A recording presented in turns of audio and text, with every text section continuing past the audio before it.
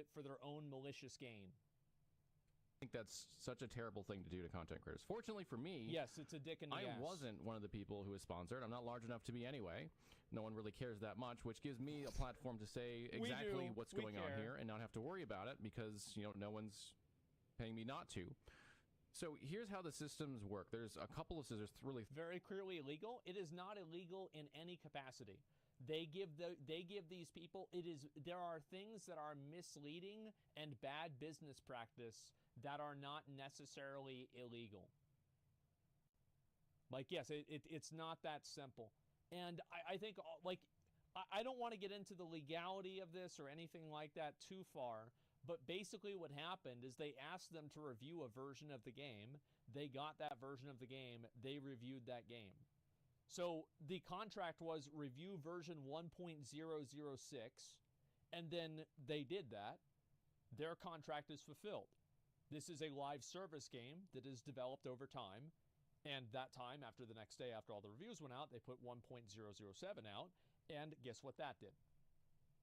Yeah, so it's like you could take somebody, like this is a bad example because it's just so much different in terms of extremes. But if you, like, for example, somebody does a review of World of Warcraft and it's during Mists of Pandaria and they're like, man, bro, Blizzard really fucked me. They had me review WoW and then they added like all this like orcs and like time travel shit afterwards. Like I feel like I'm lying to my audience. So like it's just a very, very fucking like short version of that. I think that, like, let's also keep in mind that Torchlight can suck a dick for doing this because they did it on purpose. Torchlight are the ones with malicious intent. I do not think these creators knew about the monetization and then were okay. Why would they be okay with that? It would make them look bad. It damages their brand. And if it damages their brand and reputation, that's the most important thing you have as a content creator. Systems in particular that are problematic. We'll start with the worst one, which is the pet system. So the pet system is connected to your pact here, and what it is you put pets in and they both change these stats here, which you can like invest in. So you invest in this and you get, for example, I have 3% XP earned here. I have 4% drops here. I have 50% mana regen here, etc. You put pets in and they can change these categories, but also as you upgrade these pets, they can upgrade the nodes that you invest in. So if I like take off the Explorer Otter here, let's just cancel that pact. You'll see that I have 10% damage here and 20% damage here, and mini damage as well, so on and so forth. If I put the Otter back in, it gives me a new set of nodes. Mana regen, we've got max. So are these effectively like cluster jewels in PoE? That's my understanding of already too complicated. Yeah, 5-star pets. Yeah, it looks like these are cluster jewels in PoE. Yeah. Maximum life over here, and you can go back and take the original ones too. You can switch, so like you can mix and match. There's a lot of power here, and the pets themselves can be upgraded by finding multiple versions of these pets. So as you get an upgrade reward, it improves the bonuses here. And you get up to, I think, 6 levels. So 1, 2, 3, 4, 5, 6 levels of this otter. So you can continue to upgrade them until you get all 6. So a lot of power to be had in this system. Estimates are it's about 30% character power in the pet system itself. Now the problem comes in how you can acquire these pets. So to acquire pets, you have to go to the boon system, which, if you've ever played Genshin Impact, is going to... Okay, yeah, so we can clearly see what's happening here. I've never seen this game before, all right? I've never seen this game before, and I'm going to explain everything that's on the screen, okay? So, effectively, this is what is called... This is the money pit. This is the black hole. Yeah, so the game won't touch. The infinite part comes in because you can spend infinite parts of money, amounts of money, on this page. So we've got right here, these are for the different types of probably some sort of warrior character. Maybe Hunter's Journey might have something to do with maybe the pets. And these down here are probably going to be the more seasonal types of pulling on the slot machine. So, for example, you're going to have, like in Tower of Fantasy, you had, Nemesis, and then it was that really hot girl, and then there's also just the other hot girl now. So then also you have to look up at the top here. And we're looking at this right here, this one. These are your chips, okay? These are your casino chips. And these are probably one type of currency that's used for buying the regular packs, and this is probably another type of obfuscation currency that might be used for buying the limited packs. So for anybody playing the game, how accurate was I on a scale of 1 to 10? 10 out of 10. Man. Ain't that something? Look eerily similar, because it is eerily similar to Genshin Impact. Genshin Impact has a gacha system. This is, in fact, a gacha system. That is what this system is. And so I love how they are just so brazen about saying single pull. Like, you know what I mean? Like, it's not like, oh, single, you know, like, they don't have, like, another verb. They just use the pull verb because it's a gacha game. Listen, you know it, I know it. Let's just, you give me the money and I give you, there's a line of code. You're going to get that after you give me $800. What you do is you make pulls, you pull, and you get some pets. So let's just do one here. Let's do a pull. And in doing it, I've acquired, let's see what we got. I want to, you know what? I've actually considered making one of these games, and just the entire game, like, it was after Tower of Fantasy I really started thinking about this. It's like, what if I made a game with more menus than Tower of Fantasy? And, like, it's like you take two games, you almost take a good game, and you make it bad on purpose, but you make it as bad as it possibly can be. You know, like, I think, yeah, you have to spend to unlock the menu. You have to buy keys on the store. And it's just, yeah, tower of menus. Like, there's a menu for the different menus inside of the overall menu that's on the top of the screen all the time. Yeah, the minimum amount of currencies in this game would be 75. This guy here, whoever he is, and he's got his own stats. And I can choose to put him in there, and I can get those nodes out of him, or I can choose to keep what I have. And I can keep doing pulls and keep getting more pets, and then I can upgrade them. Now, to get the best pets, you need to have legendaries. And legendaries have a 1.5% chance of dropping. This Tower of Fantasy has a 0.8 for different characters, and it has a 1.7 for matrices. I don't know, 1.5%, that's high. Not only is it high, think about how generous this game is, right? Legendary Pack Spirit is guaranteed in 30 draws. Only one, you can do one pull right there. You can do the 10 pull. He's got his fucking camera over that. Like, if I were to bet that 10 pull is right where his camera is, I would bet $1 million on it. I would straight up bet $1 million fucking dollars that 10 pull is right next to this. This particular pack here is like a starter pack to get you hooked. This is, you know, very much a psychological tactic that will give you one within 30 draws. And then you'll have that legendary. And then you have to get that legendary 5 more times, though, because you have to level it up to, you know, to be level 6 to get the most power out of it. You have to have 3. By the way, this is completely fucking unrelated, and I apologize. I actually think that the Twitch gambling ban will make Twitch gambling way more interesting. I think sports betting is way fucking more interesting than slots. We will have justice. Slots is only interesting in the spectacle of losing a lot of money very quickly. Watching a streamer watch a sports game, especially like these like really fucking sports games, right? Watching a streamer watch a sports game and knowing that they have $100,000 riding on the win. That's fucking funny to watch. Yeah, that is fucking funny as shit to watch, man. Chinese basketball, betting on ping pong. Yeah.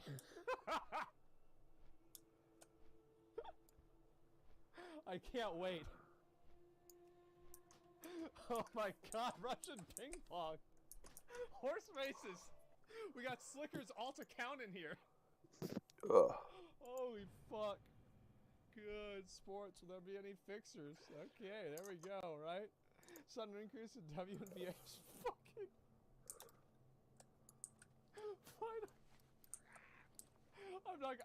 I'm not gonna fucking make that joke. All right. I bet we've had too much fucking drama recently. I'm not gonna make a joke about that. But goddamn, I think it's gonna be good.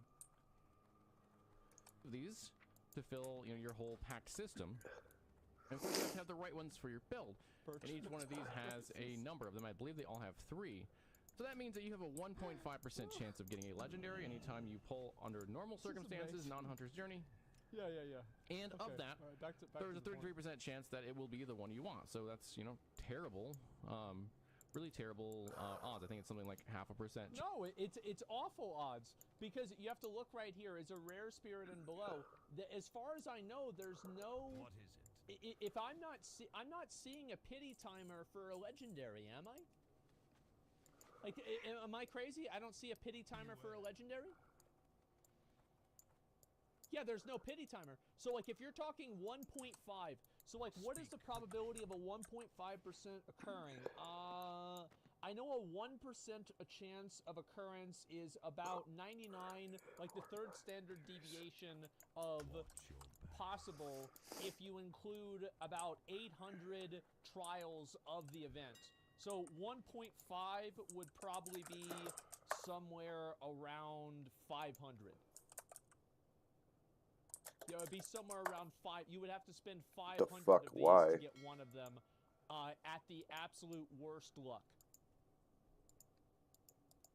Chance that you're going to get exactly what you want, and you have to do this If it's 1.5. six I think times. it's 1 in 5. 6 times 1 in to 500 get for the third standard deviation. all of that one pet to maximum.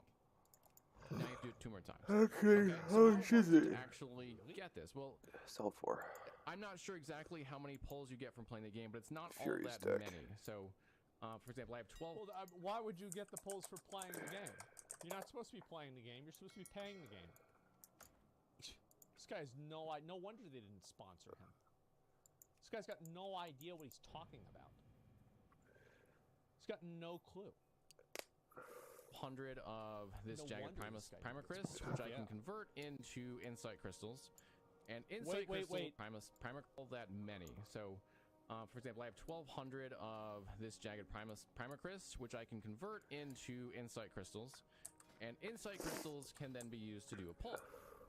You can also get Insight Crystals in the world, or at least you can get them from like the seasonal pass, which we're gonna talk about here in a minute. So they do drop in the world, they don't drop that often, but then I can just do this conversion. So I'm like, okay, Jagged Primo Cris into Insight Crystals is 160 per to 1. Okay. So we get some of these in the world too, but again, they don't drop that often. So right now I have less than 10 pulls worth from playing the game. I've done some pulls before, so I'm not sure the odds, but they're not very good, I can tell you that much. Now, if I don't want to wait to get this stuff by hand, which will take me a very long time to do, this might feel similar to gems in Diablo Immortal because it is. I can also use Primocris, or Primocris, I'm not really sure how to say this, and turn them into Jaggeds. So there's a 1-to-1 conversion here. Oh, wow. And then use Jaggeds into our Insight Crystals. Now, Okay, so the Jaggeds are that's the obfuscation currency. Okay, I get it. See, now we're starting to see what goes on here. it's a 1-to-1 conversion, so what does that mean as far as cost? Because, lo and behold, Primocris. There we go. So, you know what the best fucking part of this is? The fact that these numbers are the exact same in Tower of Fantasy. These are the exact same numbers. Isn't that crazy? It's the exact same in Genshin. Well, like let's look at the math, right? Well, I'm sure he'll go through it. If he doesn't, I'll explain it myself. Are your premium currency. So you have to use Primocris to get additional outside of playing the game. Yes. So I need... It's called recharge. Okay. 160 Jaggeds for one single pull. It's 160. So if I were to buy, for example, this one, now your first purchase, of course, gives you more because how else are they going to hook you? Right, This yes. is like the cycle. Well, you'd be losing money if you don't buy the $100 pack. Ugh, Yeah, I mean, it's you so literally, fucking dumb. you'd just be losing money. So of course you want to buy that. psychological abusive tendencies of these games is just mind-boggling to me. Rechargers? And what bothers me about this game is they told you they weren't going to do it, and then they just absolutely did it. 100% did it. So if we pull... They said they wasn't going to do it, and them son of a bitches did it. God damn it. Who could have expected? This one, and we didn't have the one-time purchase, this would be less than 2 pulls for $5. As we have it, we get a few more, but again, this is your first purchase. It's pretty meaningless given how many of these you'd actually need to buy to be, to make an impact. So if it's 170 and you have 300, so that's 600 total, 170, so you can do it 3 times. Sorry, 4 times. That's it. You can expect $5 gets you less than 2. This one gives you, let's see, 160 to 320, 640. So this gives you about 6 pulls right here. So $15, you can get 6 pulls. And remember, you have a 1.5% chance of getting any legendary. So that means for every 100 pulls. Well, to be fair, if somebody's going for the legendaries, they're not talking about this top row pussy dick little bullshit here, okay? We're talking about the big golden chests. And it's gonna be it's gonna be like fucking 6,480 bonus on the first one, and then I can not guarantee you, I bet it's gonna be a 20% bonus, so you're gonna have an added amount of, what is 20% of that? Oh, fuck. It's like, I don't know. It's like a good amount. I don't know. Somebody do the math. And anyway, so it's like crack. Well, yes, you can see it as just like crack. 1360? 1360. Yeah, I think that sounds somewhere about, it's about right. You get 1.5 legendaries on average, so this is a terrible conversion for you. Like, these are not good numbers. This is that's why you buy the $100 packs. A whole lot of money, and again, best estimates are, like, on the top end, you can spend about $30,000 just fully maxing out your pets, which is an insane number. And so you think about it, right? $30,000 maxes out your whole account in this game. $30,000 only gets 1 gem in Diablo Immortal. I think this is pretty good. Exactly what we expected them not to do. Like, absolute all of their marketing was around this not being abusive and not taking advantage of players, and you can get all your gear and all your stats from playing the game. You can't get it from buying. That's not true. Clearly, it's not true because there are stats right in these pets. That's what you want these pets for. They give you stats, and not just... Well, you can't buy stats. You buy pets to give you stats. So whenever they said you can't buy stats, it's true, because you can't. You can buy pets to give you stats. I mean, come on. Not just, like, rarity stats, like increase your drops, but actual character stats, like mana regen. Extra damage taken, less damage taken. Like, that's... Yeah, they had some... They contracted Blizzard Consulting, and Wyatt Chang went in there and explained some of the little tricks that you can play. Powerful. That's really powerful. -9% extra damage taken is a very powerful node. So if you have to improve these through the pet system, and you can only realistically do that by spending money, well, it's definitely not what they told us. And a lot of us were really excited about this game because all of their marketing was so adamant that it would not be Diablo Immortal, and it would be so much different. Torchlight Immortal, that's true. Yeah, it's not. It doesn't look like Diablo Immortal at all. It's true. It's exactly like it, and it's unfortunate. So there are 2 other systems here that I want to talk about. That's the worst one by far, but there is more to it. So back to the boon system. This is also a new Shadow of Revenge. Gives you legendary. So this is traits. So okay, yeah, these are the matrices here. And so you can see right here, you've got the call to urgency. 3 days, 8 hours, 53 minutes. It's counting down every minute that you don't spend your money on this. Yeah, because it's fucking predatory shit. Legendary traits. There are a couple of only got a few days left. So let's first, what is the traits? What are the traits? So you get hero traits in this game. I bet every they're really class good.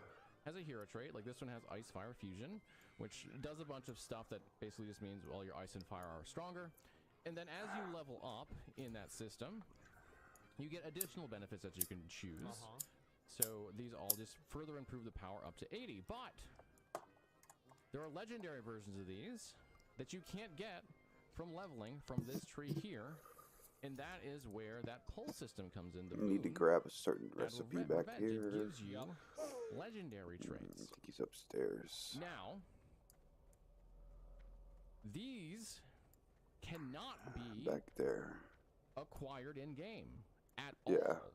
Unlike the pets, Andrew where Yalanis, technically you or how are you supposed to say that shit? The reason why they can't be acquired at all Or is because not. they I thought have that's where it was. look at this. It has a higher chance of giving you a reward.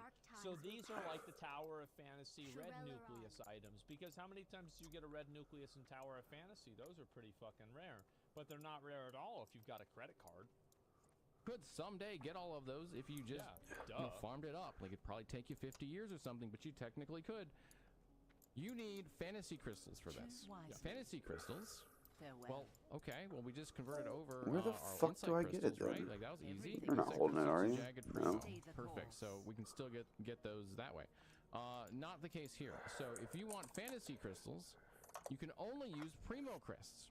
So and primo crysts, I wonder where those come from. Well, no, we don't wonder where they come from. They come from the fucking store. Sold by the Everybody knows Andrews. that. This is a rhetorical question.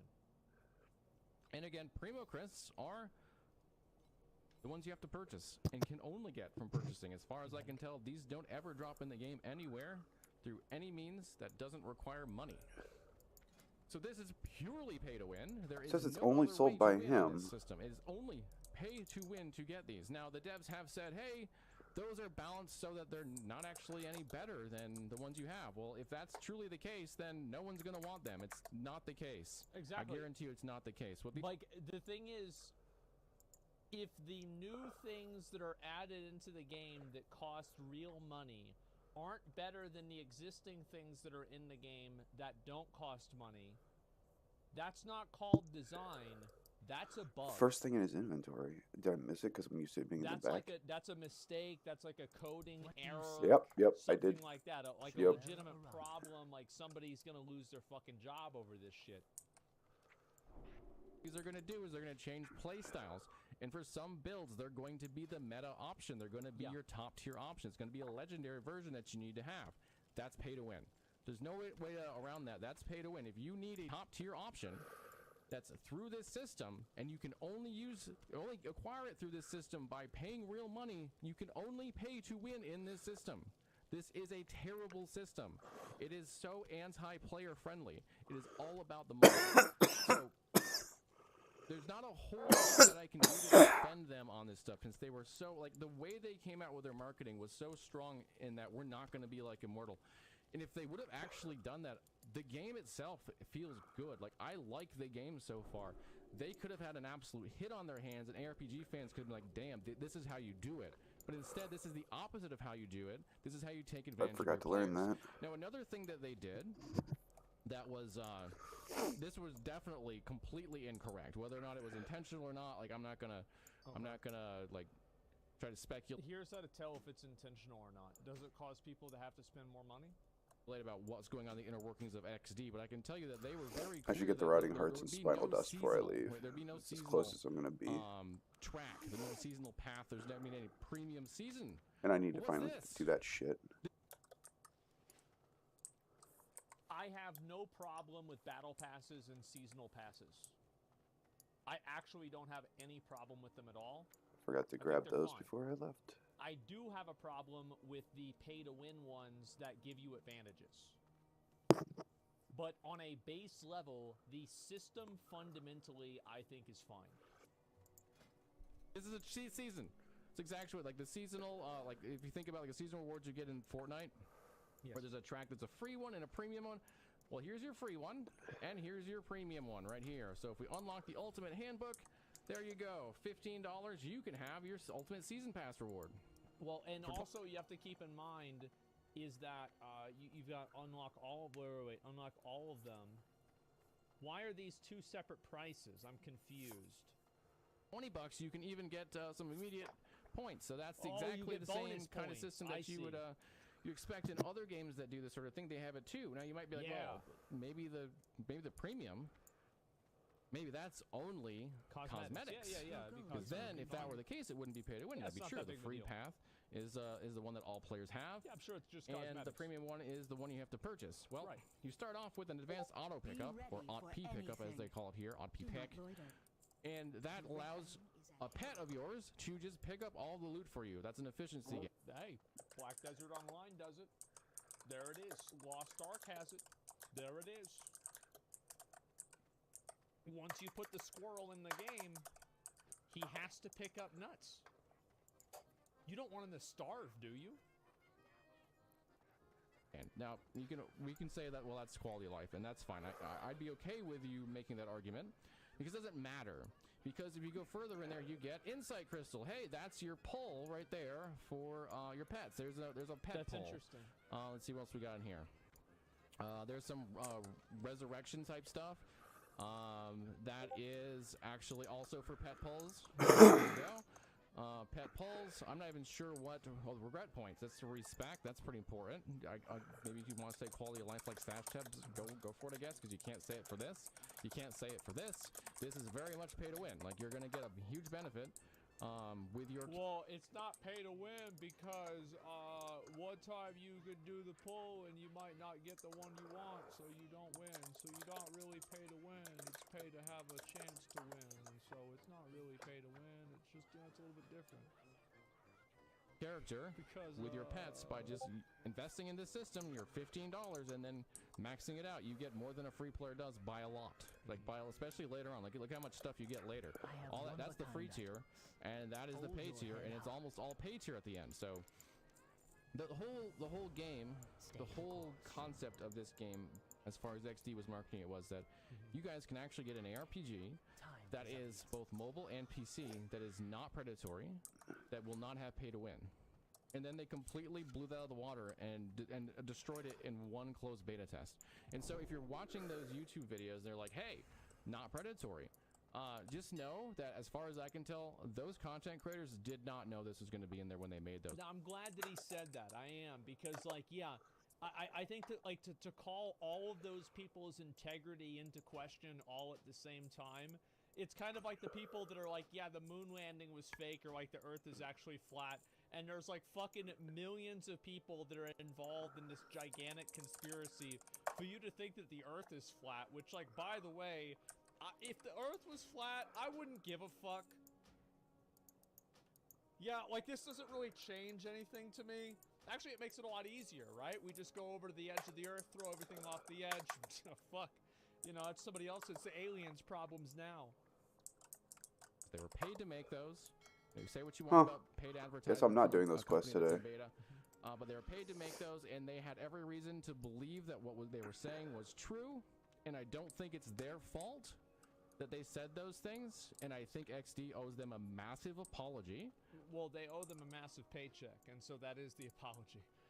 Does it seems like a game designed to groom younger audiences into the gambling game genre? It's their wording. It's almost like a conspiracy to me by the bigger devs. How good of an idea would it be to make a game development company? And this is like a 25-year plan. And the game development company is only designed and it's only made in a way that, you know, it makes like kids games, and then, you know, 10 years later it can maybe expand out into like adolescent games, like some adult games, and then 20 years into development of the game, after people have grown up with these games, they change it from making games to a casino. I think that works. Yep. Best. I mean, whenever you find out, let me know, because they're gonna make a lot of fucking money. For making them say that and then turning around and making the opposite true, and they need to do something about the system if they actually want to maintain any sort of, you know, reputation at this point, because this system is so far, in my opinion, from what they had said, and like their wording was pretty clear, that it's an L to me. Like, it's an L with the community. The community's not going to be okay with it. It's the ARPG community that wants games that don't have this stuff, and started to play this game or wanted to play this game because they said it. It is an L. They were completely bamboozled. The system is everything that we had feared it would be. So that's all I have to say on that. I just wanted to put out my 2 cents on it, since there's a lot of videos out there again that are incorrect. Yeah, it's that pretty the fucked content up. creators really had their hands tied on that. My hands aren't. If you ever watch life hack videos on YouTube, you know that people are constantly finding cool new ways to do things. Sometimes that means taking an already existing tool or item and adapting it to a new purpose that makes it even better. This adaptability has a long history. Sometimes people invent a thing for one purpose and it just turns out to be better suited to something else entirely. With that in mind, let's check out the unexpected reasons why 10 pretty common things were invented. Number 10, air conditioning was invented to help ink dry better. On a brutal summer day, we can all appreciate just how useful air conditioning is. Its widespread use has been linked to a serious decline in heat-related deaths over the last 60 years. It really is a powerful and important invention that many people are thankful to have. And to think it was invented to do nothing more than speed the process of ink drying. The original design that Willis Carrier came up with in 1902 was meant to control the humidity in a Brooklyn printing shop. The high heat and humidity caused their ink to blot and run. Carrier's cooling system dropped the temperature, allowing the ink to dry fast and clean. The shop owner apparently loved it, as well he should have. Carrier realized that he had a solid idea in his hands and moved it well beyond the print shop and drying ink. But had it not been for that printing shop, who knows if or when he would have perfected his design. Number 9, Candyland was invented to cheer up kids in polio wards. Candyland is one of those board games like Monopoly and Scrabble that seems to have been around forever. And while it comes across as a fun, harmless game for kids, the true story behind it is much sadder than you'd guess from all the bright colors and cheery themes. Candyland was originally designed to help distract and entertain kids in polio wards. Inventor Eleanor Abbott had endured polio herself, so she knew firsthand how isolated kids in polio wards were. The game hit the market in 1949, and Abbott put almost all of the royalties she made back into buying school supplies and other equipment for kids in need.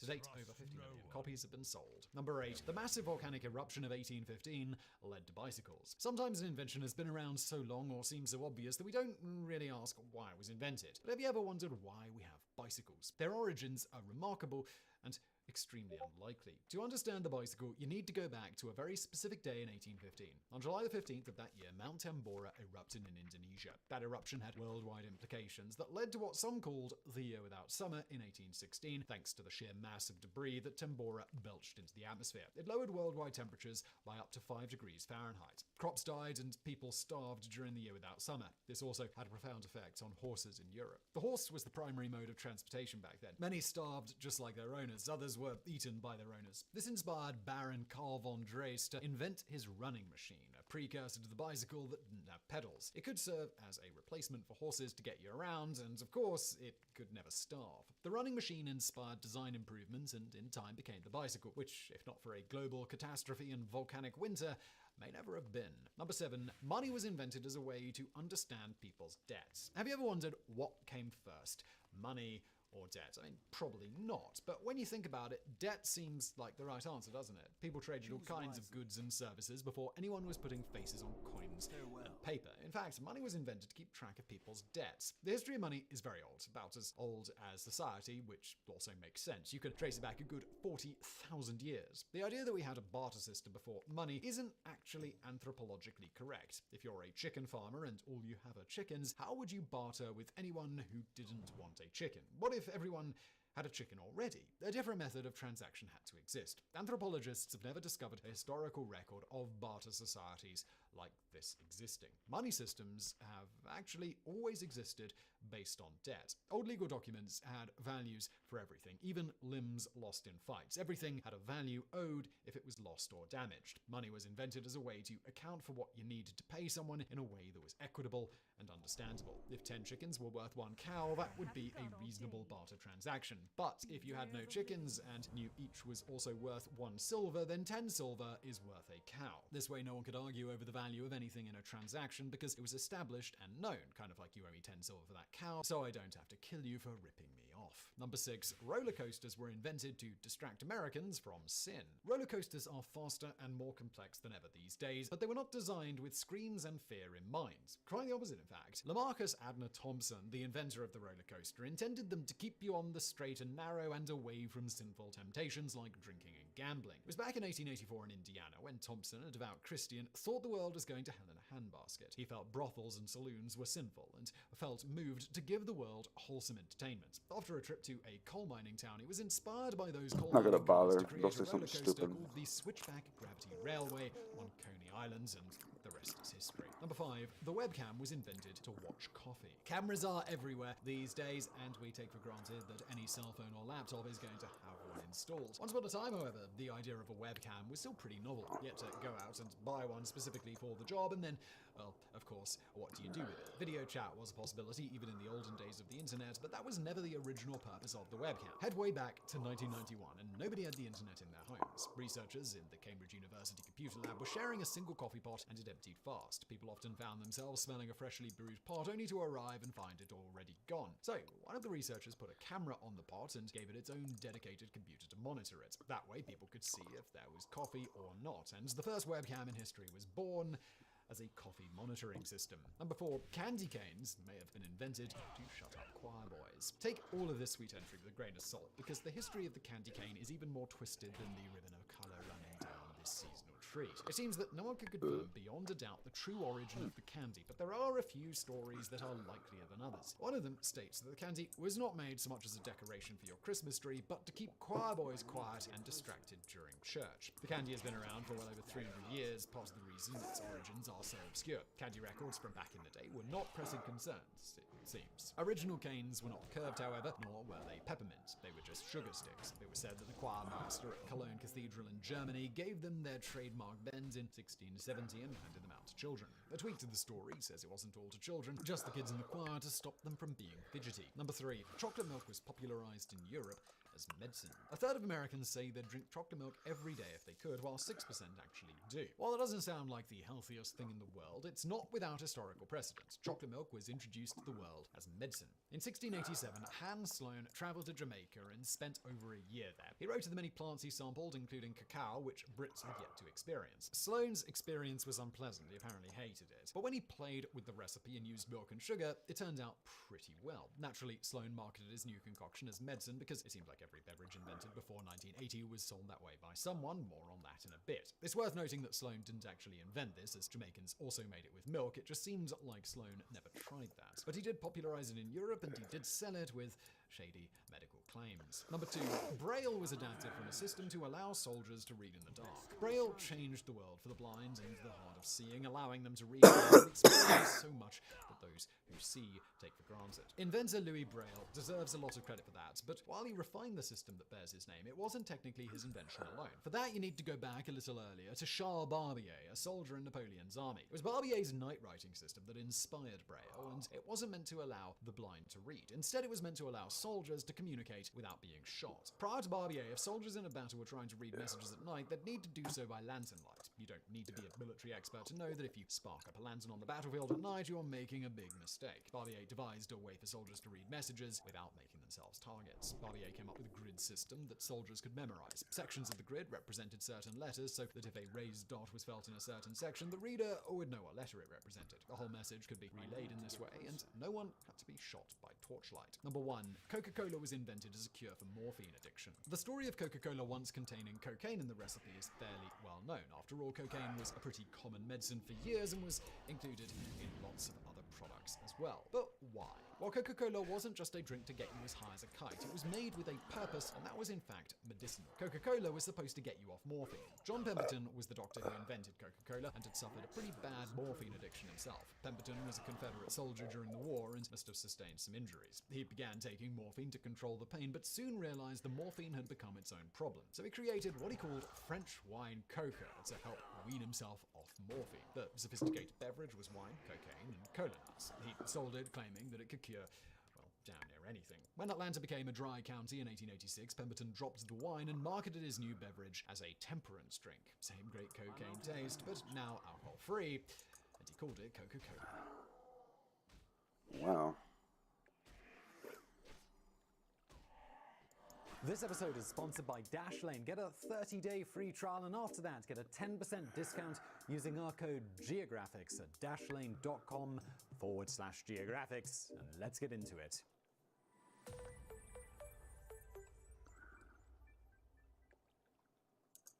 Seen from the air, it is a narrow green band snaking its way between mountains and over rivers. Seen from the ground, it's a 4-kilometer wide tract of pristine wilderness sandwiched between fences bristling with barbed wire.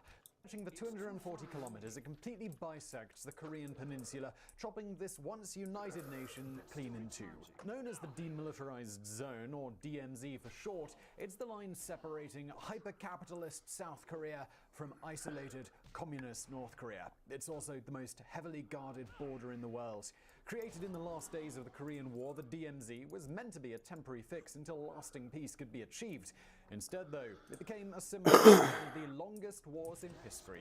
Surrounded by landmines, watched over by armed guards, and illegal to cross without special permission, the DMZ is also a place thrumming with history where the future of Asia could one day be decided. Today on Geographics, we're slapping on our helmets, strapping on a bulletproof vest, and taking you across the world's most dangerous border.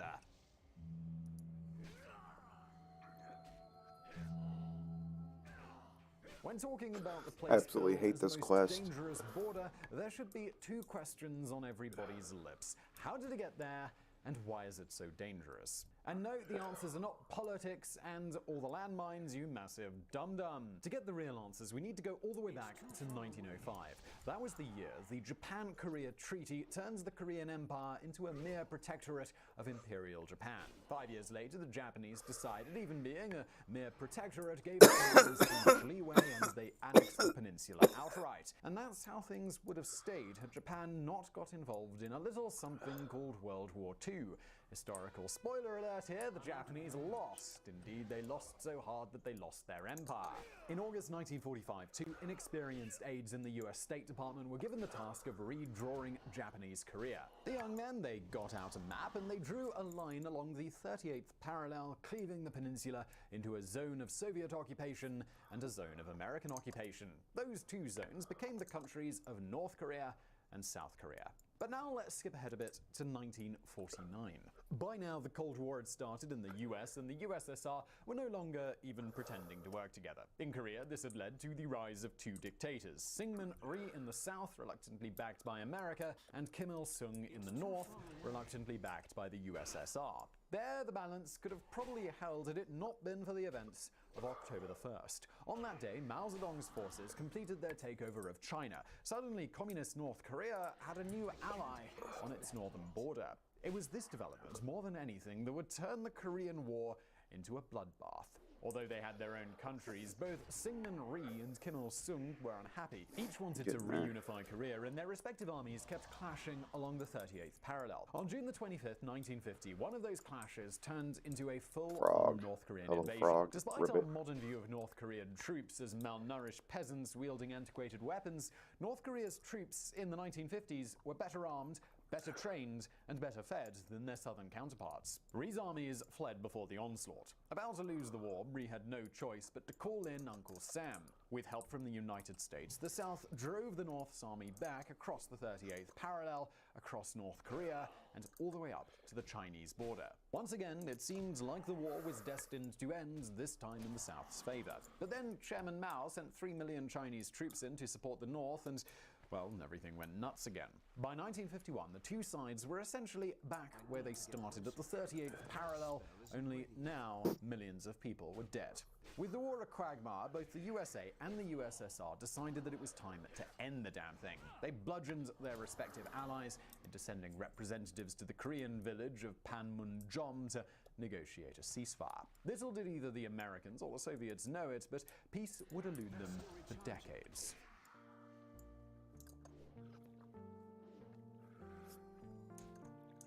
Assuming you stayed awake in history class, you're probably thinking something along the lines of, well, hold on a minute, didn't the Korean War end in 1953 and not 1951? Unfortunately, you're right. Although the negotiations were started in July of 1951, they were disrupted by endless North Korean stalling tactics. Sometimes these tactics verged on the childish. When US negotiators first arrived in Panmunjom, they discovered they'd been given tiny chairs that made them look small and ridiculous.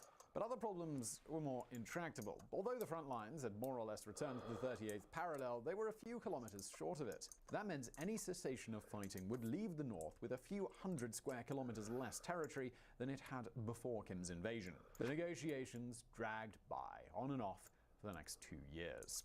In that time, millions of Koreans were killed alongside hundreds of thousands of Chinese and tens of thousands of Americans. It's possible this stalemate could have continued forever had it not been for two major world events. The first was an increase in US nuclear capability, with new warheads that could be fired rather than dropped by planes. The second took place in a dacha outside of Moscow. Joseph Stalin's death on March the 5th, 1953 was a huge event, but its impact on the Korean War was doubly huge. The Soviet Union had essentially been bankrolling China, which has in turn been supporting North Korea. With Stalin gone, Mao had no idea if his eventual successor would turn off the taps. So, less than a month after Stalin passed away, Beijing contacted the US. This time, they were ready to negotiate for real.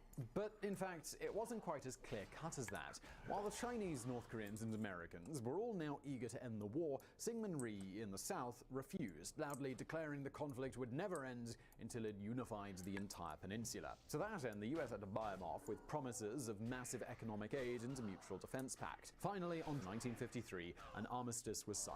While it didn't officially end the Korean War, it did stop the fighting. That day, both sides pulled their troops back 2 kilometers, creating a 4-kilometer wide demarcation line where all weapons, military, and acts of aggression would henceforth be outlawed. Known as the Demilitarized Zone, this 4-kilometer wide strip of land was meant to be a temporary solution, driving a wedge between the combatants until a peace agreement could be reached. But it never was. Negotiations were broken off for good not long after, and a formal peace was never concluded. Rather than being a temporary fix, the DMZ would stand in place And I need to for go the next up there for the 65 Paladin bullshit. years. I'm gonna use it and use the other one over there.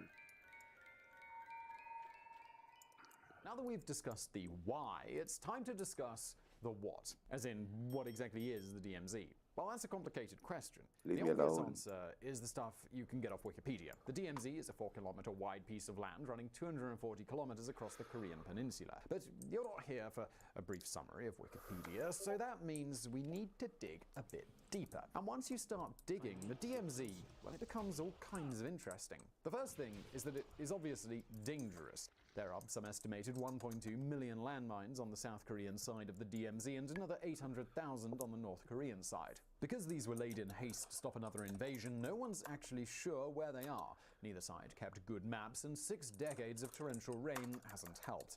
Every year, the rains wash at least a few North Korean mines into South Korea, something leading to big and, well, rather exciting explosions. Because of incidents like this, the South Korean side of the DMZ also includes an additional 10-kilometer stretch of protected area. Just like how the Chernobyl reactor today is surrounded by 3 different buffer zones, all requiring increasingly higher clearance to enter, so South Korea's side of the DMZ is buffered by the civilian control zone. Presumably this is to stop drunken South Korean frat boys from trying to climb into North Korea and give Kim Jong-un a swirly. Still, the civilian control zone is not as lifeless as the DMZ. A few tens of thousands of people live here in spitting distance of the north. And this brings us to our next fascinating point about the DMZ itself. It's not totally devoid of humans. Within the DMZ, both South Korea and North Korea maintain villages designed to entice those watching from across the border to defect. In South Korea, this village is Taesongdong, known to the US as Freedom Village. Only about 200 people live in Freedom Village, all of whom presumably consider the name really ironic because freedoms are rather limited there. For example, there's a strict 11 p.m. curfew and it's forbidden to relocate. Additionally, women who marry outsiders aren't allowed to have their husbands move there. This is because inhabitants of Freedom Village are also free from having to pay taxes or do military service, and Seoul doesn't want the entire male population moving there to avoid boot camp. But if Taesongdong is strange, well, wait until you hear about North Korea's version. Sitting just 1.6 kilometers from Freedom Village, Kijongdong Peace Village appears at first glance to be just a regular Korean hamlet. But look closer, and it tells a whole different story. First, you might notice that Peace Village has round-the-clock electricity, something not even guaranteed in Pyongyang. Second, you might notice there's no glass in any of the windows. And finally, you might realize that although you see people wandering around, all of them seem to be sweepers or repairmen. That's right, Kijongdong is a Potemkin village, a fake settlement built purely to fool outsiders. But even though Kijongdong is empty, that hasn't stopped both Seoul and Pyongyang from using it for propaganda purposes. In the early 1980s, the South Koreans installed a new flagpole at Taesongdong. Standing at nearly 100 meters, it dominated the landscape, a visual reminder of Seoul's dominance. So what did Pyongyang do? Well, they built a 150-meter flagpole in Kijong-dong. Once again, geopolitics reduced to a metaphorical dong measuring contest. But it's not just the humans living in the DMZ who make it such a fascinating place. And with this, it's time we met a few of the zone's other inhabitants. But just before we do, I want to tell you about today's sponsor, Dashlane. Now, you might not need to secure your country's borders, but you do need to secure your identity, and the absolute best way to do that is with Dashlane, and I want to tell you about them before we get into the rest of today's video. Dashlane is a one-stop shop for all of your digital identity protection needs. If all of your passwords are the same, it's a bad idea. You can use Dashlane's password manager to create and securely store complex and unique passwords, making it much less likely that your accounts are going to get compromised. They also have a VPN as part of their service, meaning you can browse the internet securely and confidently, even when you're out on public Wi-Fi. But it's not just that, they also actively monitor the dark web to see if your information has been leaked somewhere, and that means that you can go in and change your passwords before someone breaks into other accounts that share that same password. Plus, Dashlane, it does what it's always done. It stores your passwords, it keeps your personal data secure, it fills all of those annoying boxes for payment info or passwords for you. Now, a lot of Dashlane is absolutely free, but there are some premium upgrades you can buy. To see if those are right for you, you can get a 30-day free trial, and after that, a 10% discount using our code GEOGRAPHICS at dashlane.com/geographics. It's also a great way to support the show. Let's get back to it.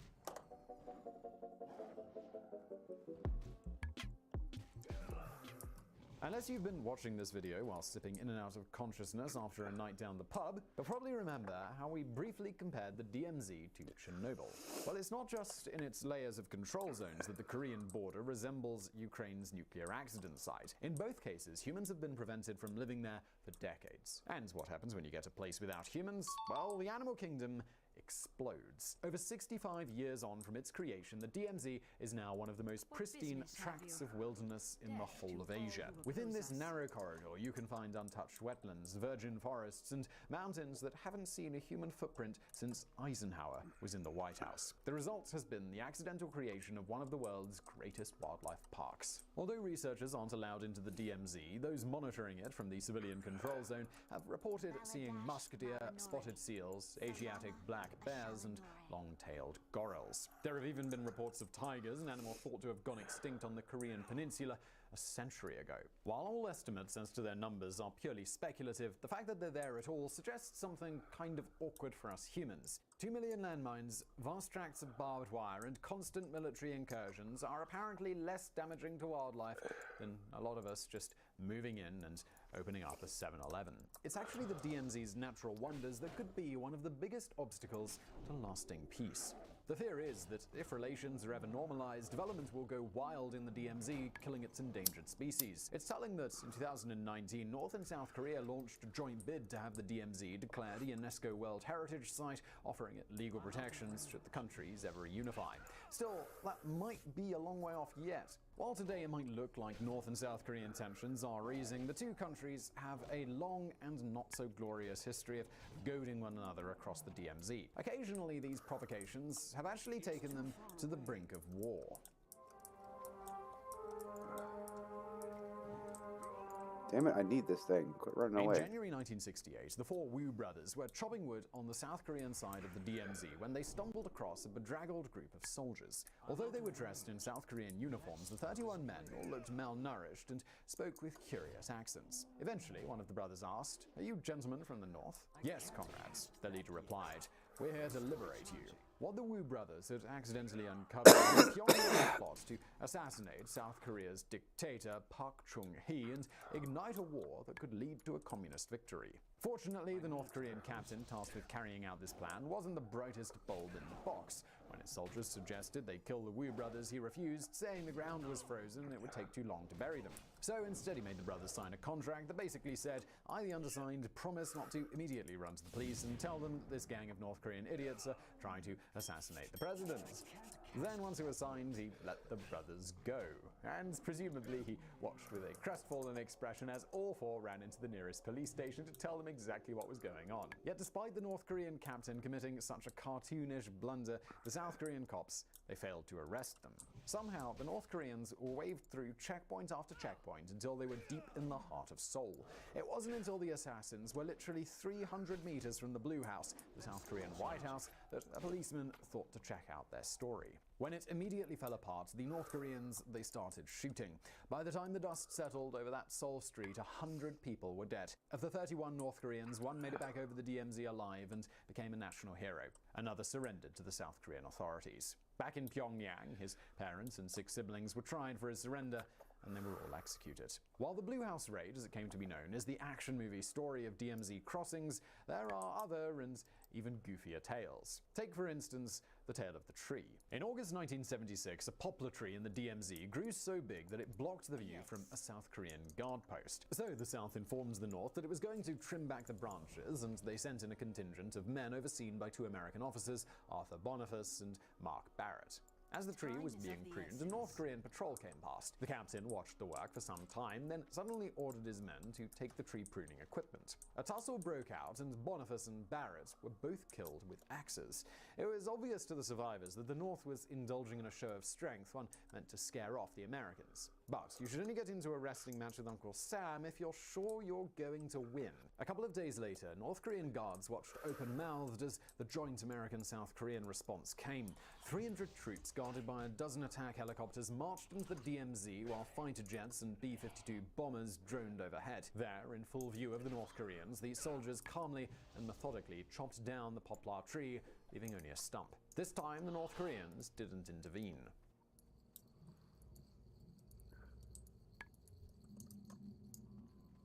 By this stage in the video, you're probably feeling a bit like, well, that really is a tough border.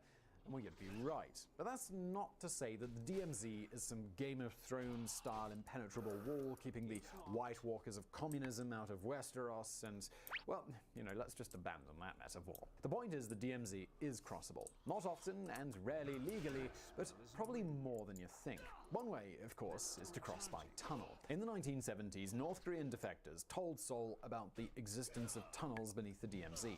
The South Koreans managed to uncover 4 of them, known today as the Tunnels of Aggression. While we tend to associate border tunnels with smuggling, these 4 tunnels were something else. Wide enough to accommodate soldiers marching side by side, it's said that they could have funneled 30,000 North Korean troops into South Korea every hour in the event of an invasion.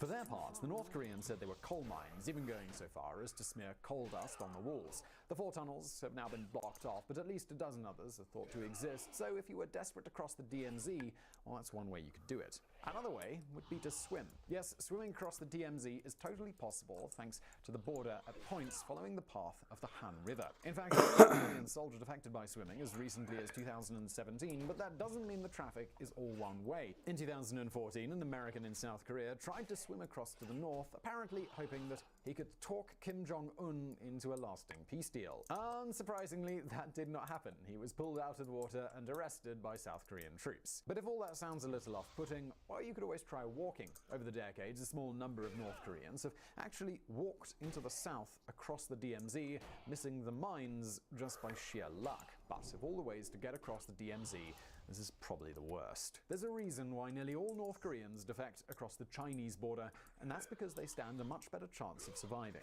Okay, but that's the illegal crossings. What if you wanted to cross legally? Well, that's a little trickier. If you take a tour group into the DMZ, you'll get as far as Panmunjom, remember, where the armistice was negotiated. But you'll not actually cross. That is, unless you're planning to travel by rail. In 2018, the Kim regime invited South Korean engineers to investigate the country's aging railways. The purpose of the visit was laying the groundwork for a future train link across the DMZ. Seoul envisages a future where 3 lines, one on each coast plus one down the middle, link the 2 Koreas. To be clear, this is a very long way off, and it will involve both a massive engineering feat and also massive geopolitical challenge. Still, a symbolic first train did cross the DMZ in December of 2018. While no commercial services are available yet, Seoul ultimately wants to link its rail network to Pyongyang's network that runs into China, and from there, into the rest of the world. One day, it may be possible to get inside a train in Moscow and not get off until you've arrived in South Korea, a journey that would make the Orient Express look like a kiddie's toy train ride.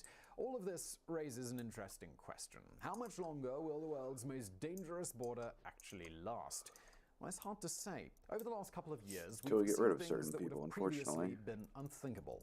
Kim Jong-un and South Korea's President Moon joking together like BFFs. The President of the United States casually wandering across the DMZ and into North Korea. It could be that in 5 years' time, this video looks almost comically out of date. People watching asking, what DMZ? Thanks to the endless depths of human cruelty and mistrust, North and South Korea managed to accidentally create one of the greatest wildlife refuges in Asia. Within its narrow limits, the DMZ is both a park. Welcome back. This is the podcast. It's the problem. Hold on, John. Hey, everybody. Jon Stewart here. The problem with me returns to Apple TV Plus on October 7th. But in the interim, let's check in with some of the guests from season 1 for a little update. Now, you guys might remember Jesse Jenkins, energy systems professor from Princeton University. You can try to hold a company accountable for selling the products that we demand from them, okay? But you can definitely hold a company accountable for going in and opposing legislation that will make us move faster towards a clean energy economy. Smart bastard. Anyway, since the episode aired, there's actually been a surprising amount of movement in the fight against climate change and the, I believe it was the Biden climate change legislation. And perhaps Jesse could talk a little bit about what that's going to mean for the fight and if that's going to keep us. You better from, buff me, let's say, asshole. spontaneously combusting. Thanks, John. It's good to be back and to share some good news for a change. So there's actually a package of bills that passed in the last year, 3 of them in particular, that collectively represent really the first time in history that the full financial might of the federal government is leaning in behind the clean energy transition. And so that changes, everything. All the kind of stuff we talked about on the show last year, the need to invest in making clean energy cheaper, disrupt the politics and open up new opportunities for progress.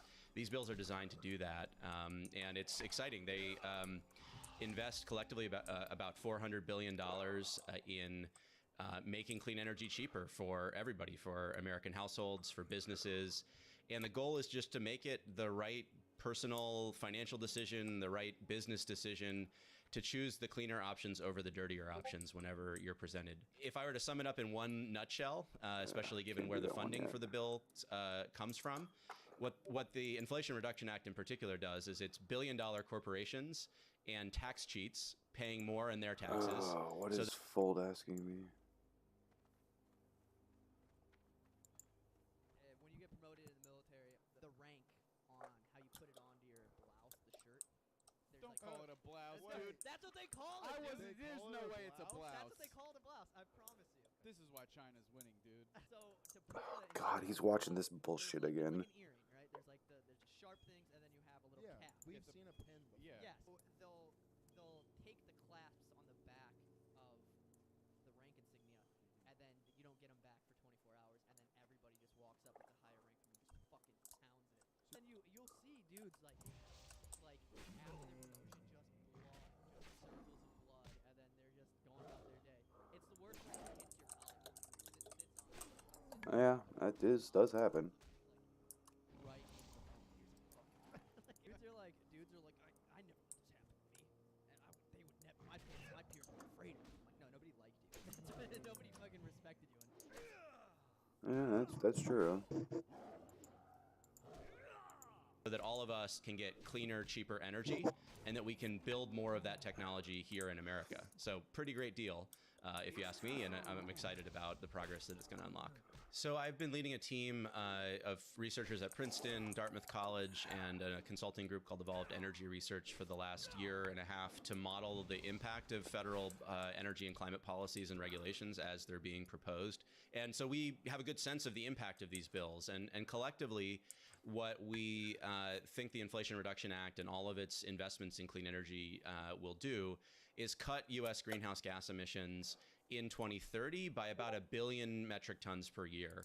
And that is about 2/3 of the emissions reduction work that we needed this Congress and this administration to get done in this year and the previous year in order to get us on track to reach our international pledge, which is to cut emissions to half of our peak levels by 2030. It doesn't do everything we need to do, but it does do one of the critical things, which is align all of the financial incentives with the right direction that we want to be headed, so that all of the investment that the private sector is already going to be dumping into energy technologies that are going to be pushing into manufacturing these technologies that households and businesses are going to be spending. It's going to tilt the balance of those investments towards the clean options, and that collectively is going to drive a huge amount of emissions reductions directly. The reason I'm also more optimistic is that it's going to do two things that makes it a lot easier for future action as well.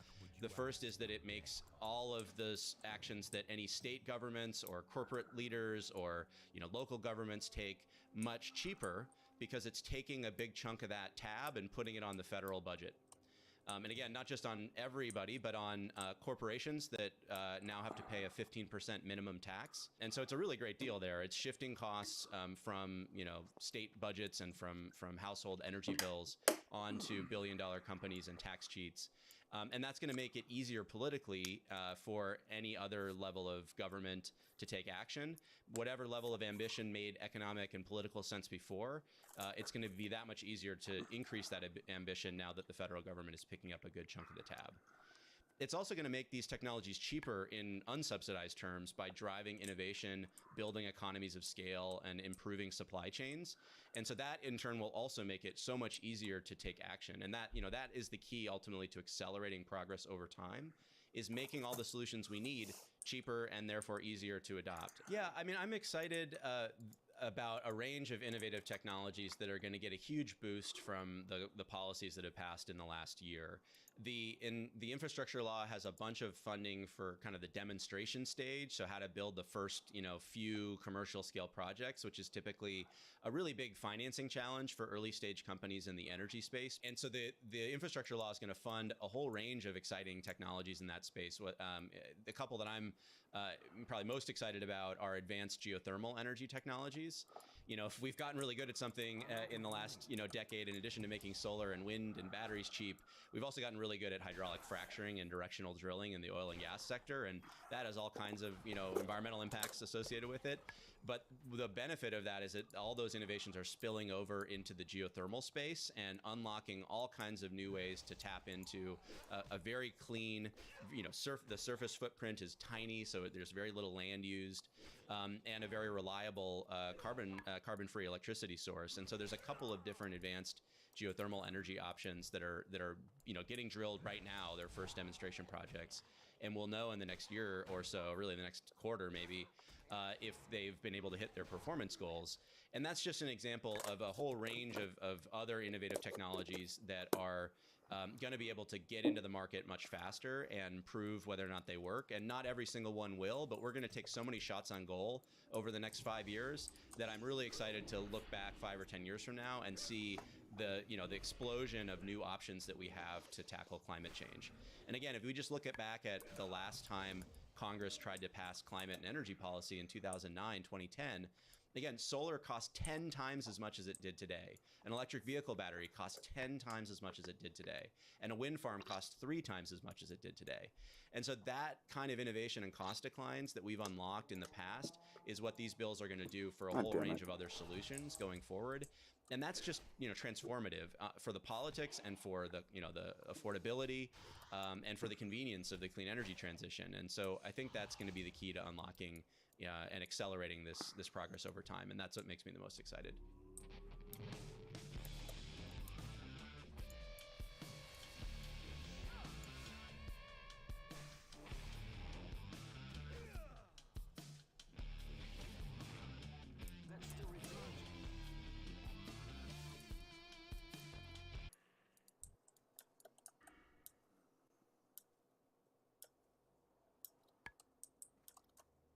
It's too far away.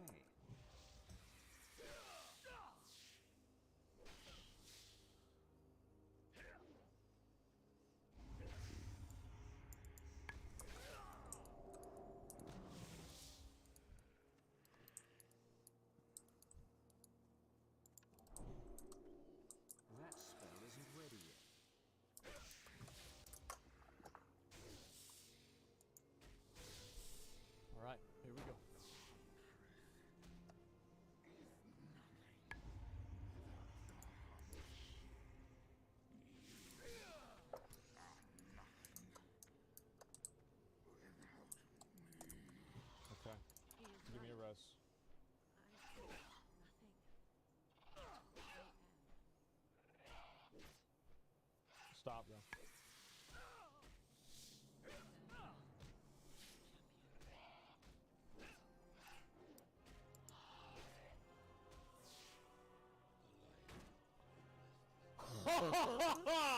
Holy shit! Oh my god!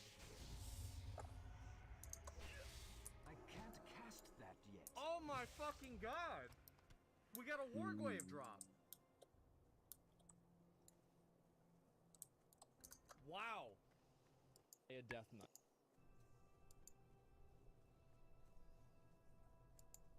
Deanne? No! No! No! Sarawat's gonna get the Warglaive of Azeroth! Yeah, whatever. Like, seriously awesome stuff. But what would basically happen is NVIDIA would start setting price ceilings.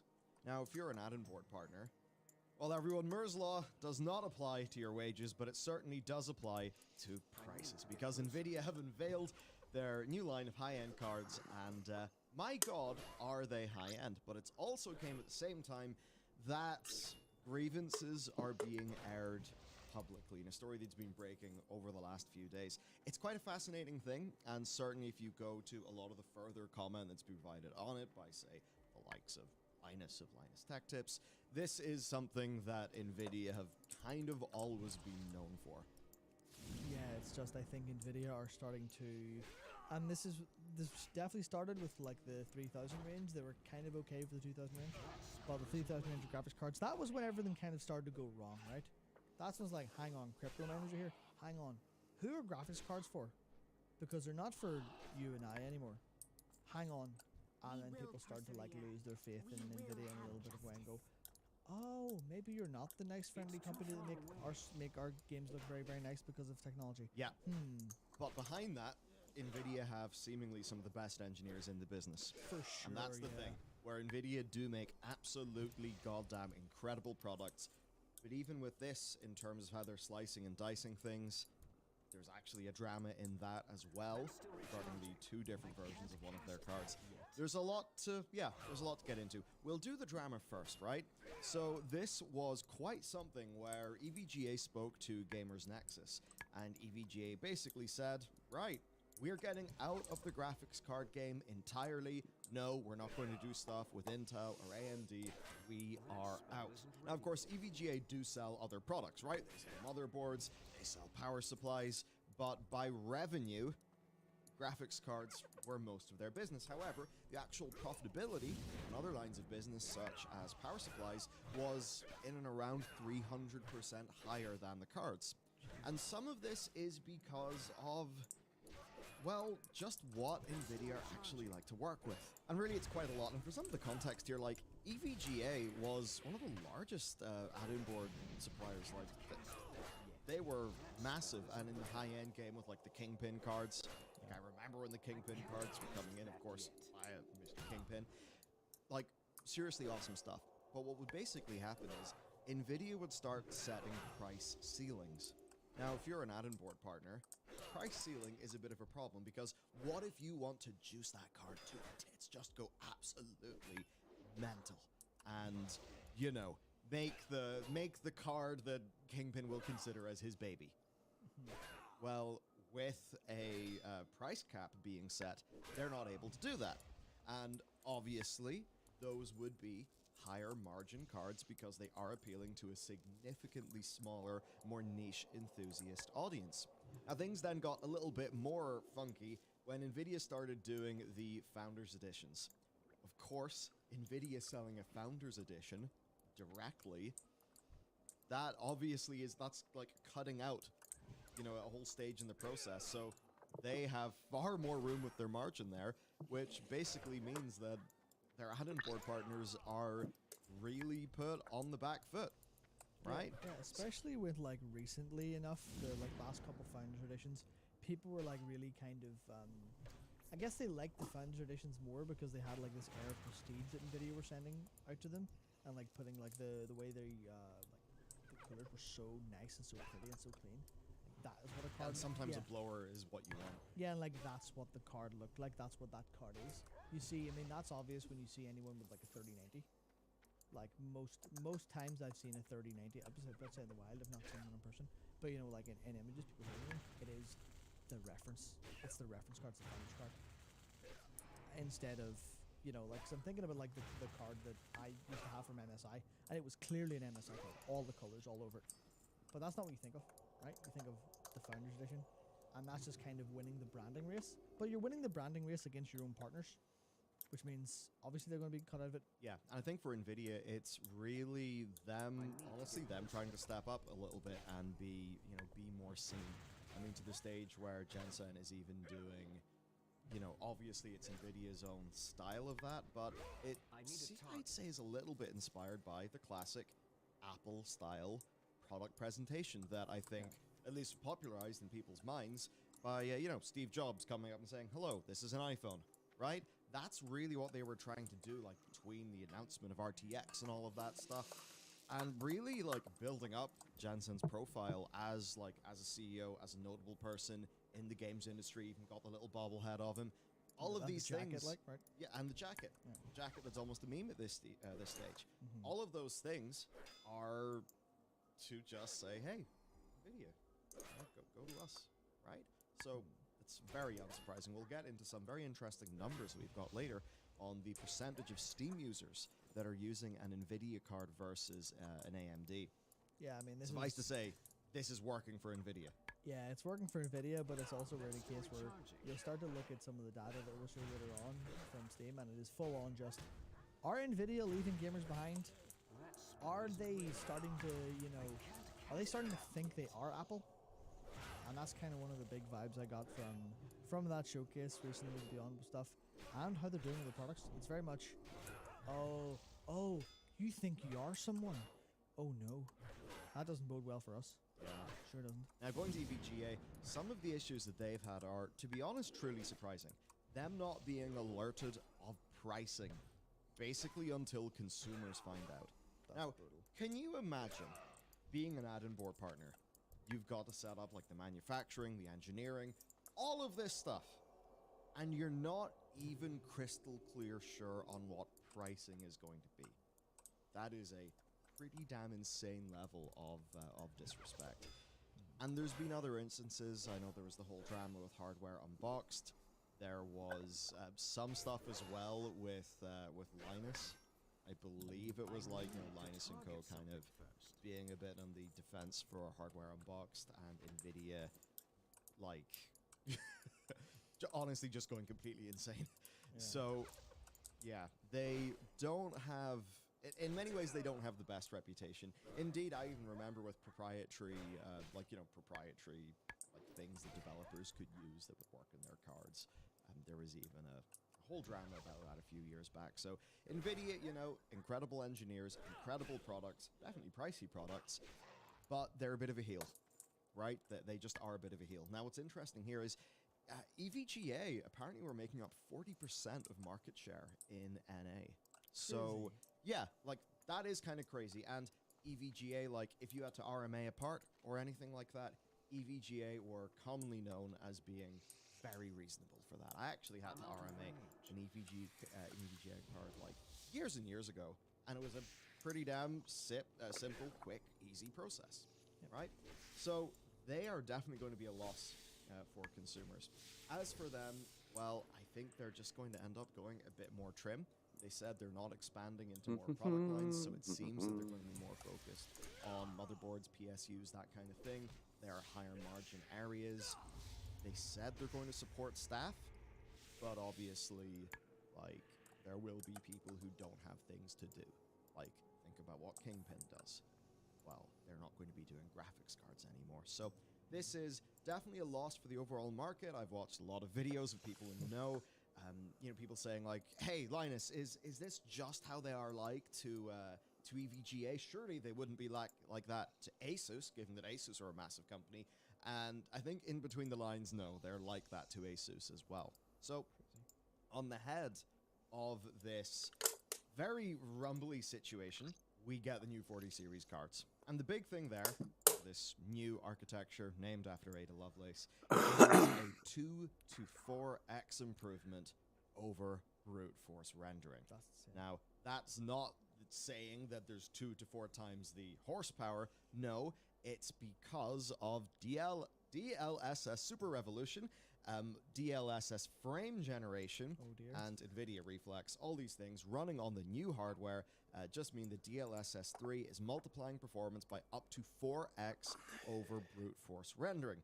Now, what is interesting, though, is that because this iteration of DLSS is like full frames being generated, is it going to end up being a motion smoothing? Because this is the sort of thing that is not particularly intuitive, but you could have a 240 hertz monitor that will have a lower latency than a 360 hertz monitor, because it actually turns out for these things it's more than just the refresh rate.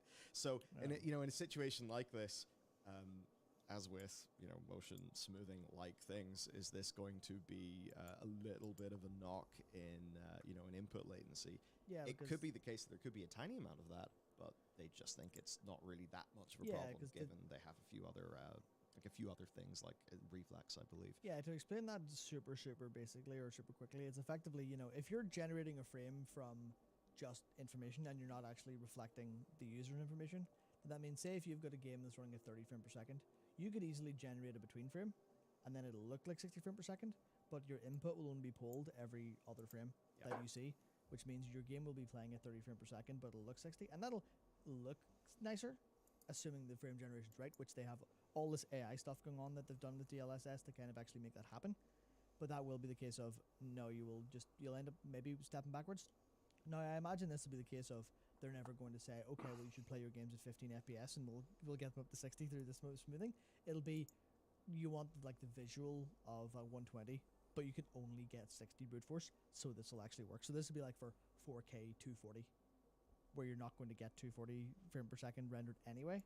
So there's a little bit of that, but it's still fundamentally this is the same shit your TV does that ruins how video games feel to you. This is not, there's a lot of different part of that as well. But it's the kind of thing of, because I remember it was the Force Unleashed 2, I think, was a game that did that. It ran at 30, but it looked 60. And there's all these, the entire thing was, this is not something the games industry should be doing.